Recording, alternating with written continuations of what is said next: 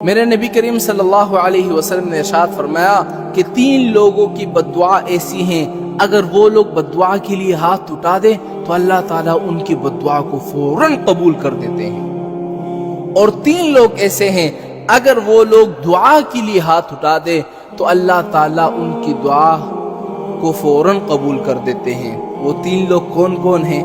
سنتے جاؤ۔ اگر یہی 3 لوگ آپ کے گھر کے اندر موجود ہو، اگر آپ کے پاس موجود ہو تو ان سے دعائیں لے لو، بد دعا کبھی نہ لینا۔ وہ 3 لوگ کون ہیں؟ سب سے پہلے مظلوم کی دعا اور بد دعا۔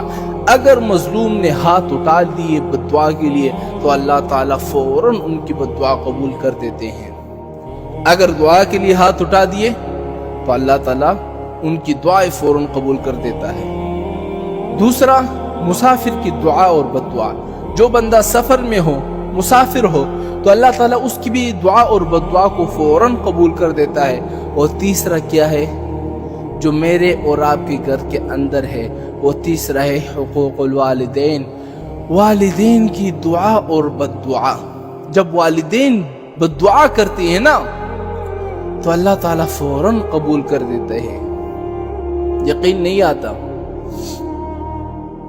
بخاری شریف میں ایک واقعہ نقل کیا ہے کہ حضرت جریش جو تھے بہت بڑے بزرگ، بہت بڑے ولی تھے، اور ہمیشہ اپنے عبادت میں مصروف رہتے تھے۔ اچھا، اس نے ماں کو ڈانٹا نہیں تھا، ماں سے بدتمیزی نہیں کی تھی، ماں کو تپڑ نہیں مارا تھا۔ اس نے پتہ ہے غلطی کیا کی تھی؟ سنتے جاؤ۔ حضرت جریش ایک دفعہ نماز پڑھنے میں مصروف تھے، نماز پڑھ رہے تھے، تو والدہ نے آواز لگایا کہ جریش، تو چونکہ وہ نماز پڑھ رہے تھے تو انہوں نے نماز نہیں توڑی، وہ آواز لگاتی گئی جریش جریش۔ جب اس بزرگ نے، جریش نے نماز کو ختم کر لیا، سلام کے بعد فوراً اپنی والدہ کے پاس چلی گئی، تو والدہ نے کہا کہ جب میں تمہیں اتنی دیر سے بلا رہی تھی کیوں نہیں آئے؟ اس نے کہا کہ اماں جان، میں نماز پڑھنے میں مصروف تھا۔ ماں کو غصہ آیا تو اس نے اسی وقت اس کو بددعا دے دی۔ بددعا کیا دی؟ اے اللہ، اس کو اس وقت تک موت نہ دینا جب تک یہ کنجریوں کو منہ نہ دے۔ اللہ اکبر۔ بس ماں کی بددعا تھی جو کہ لگنی تھی، کیونکہ حدیث میں بھی ہی آیا ہے۔ اور ایک شخص میرے نبی کے پاس آیا اور کہا کہ سب سے بڑے گناہ کون سے ہیں؟ آپ نے فرمایا سب سے پہلے یہ ہے کہ شہادت الظہور، جھوٹی گواہی دینا۔ دوسرا کیا ہے کہ الاشراک باللہ، اللہ کے ساتھ شریک ٹھہرانا۔ اور تیسرا کیا ہے؟ حقوق الوالدین، اپنے والدین کی نافرمانی کرنا۔ تو حضرت جریش ایک دفعہ اپنے عبادت خانے میں، آج بھی موجود ہے عبادت خانے جو ہے نا، خانقاہیں بنے ہوئے ہیں، ان کے اندر جو ہے وہ اپنی عبادت میں لگے ہوئے تھے۔ تو اس علاقے میں ایک بڑی حسین و جمیل عورت تھی، تو اس نے سوچا کہ یہ اپنے آپ کو بڑا نیک سمجھتا ہے، بڑا ولی سمجھتا ہے، تو لازمی بات ہے یہ چپ چپ کے جو ہے وہ گناہ کرتا ہوگا، لہٰذا میں بھی اس کو بھٹکاؤں گی اور اس کو اس مقام سے چھڑا لوں گی۔ وہ عورت آئی تو اس نے حضرت سے اجازت مانگی کہ حضرت، میں آپ کے عبادت خانے میں عبادت کرنا چاہتی ہوں اور میں آپ کو بالکل ڈسٹرب نہیں کروں گی۔ حضرت نے اجازت دے دی۔ تو اس عورت نے ہر ممکن ہیلا بہانہ تلاش کیا، لیکن حضرت نے نظریں اٹھا کر بھی نہیں دیکھا۔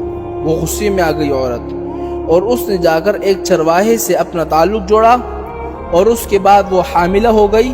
جب اس عورت کا حمل ظاہر ہو گیا تو اس نے اپنے علاقے میں چیخ چیخ کر کہنے لگی کہ لوگوں، یہ جس کو تم نے اپنا بزرگ سمجھا ہوا ہے، پیر بنایا ہوا ہے، اس نے میرے ساتھ زنا کیا ہے اور یہ اس کا حمل ہے۔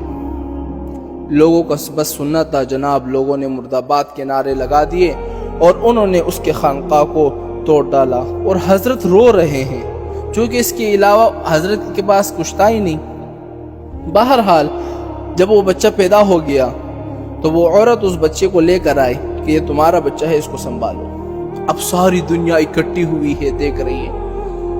حضرت جریش نے 2 رکعت نماز پڑھی اور اللہ سے مانگا کہ اللہ میری عزت کی حفاظت فرما۔ مجھے پتا ہے کہ مجھے میری ماں کی بددعا لگی ہے، لیکن میرے لیے مہربانی کر کے راستہ پیدا فرما۔ اور اس بچے کو انگلی لگائی اور پوچھا کس کے بیٹے ہو؟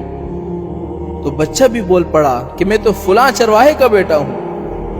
اب لوگ اتنے شرمناز ہو گئے کہ اس کے بعد پھر انہوں نے دوبارہ خانقاہ بنایا اور پہلے سے بھی بہتر بنایا۔